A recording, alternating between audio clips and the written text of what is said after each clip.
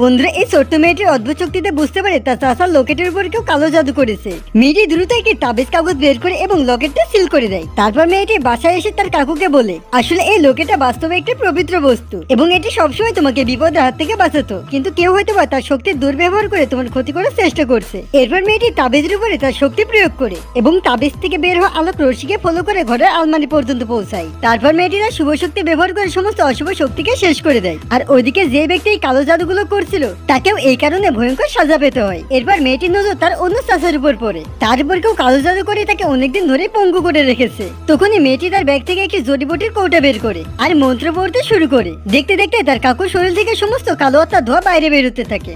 আর তারই সঙ্গে সঙ্গে তার শরীর থেকে একটি কালো মুক্তার মতো জিনিস মাটিতে পড়ে যায়। মেয়েটি বলে এই মুক্তাটি কোনো দুষ্ট ব্যক্তির মাথার খুলি থেকে বানানো হয়েছে আর যেটা কালো জাদু করার জন্য ব্যবহার করা হয়। তারপর মেয়েটি তার গুরুত্ব শক্তিশালী সুইটা বের করে এবং তার চাচার পায়ের মধ্যে কয়েক পিস সুই গেঁথে দেয়। আর আশ্চর্যভাবে কয়েক সেকেন্ডের মধ্যে তারপর আবার আগের মতো সুস্থ হয়ে যায়। আর মেয়েটি এতটা শক্তিশালী হওয়ার কারণ হলো সে একজন তাওয়ালে দিব্য শক্তিওয়ালা বালিকা এবং সে মাত্র 5 বছর বয়সে তার গুরু থেকে সমস্ত শক্তি তার আয়ত্ত করে নেয়। এর পরের পার্টের জন্য ভিডিওটি লাইক করে চ্যানেলটিকে সাবস্ক্রাইব করো।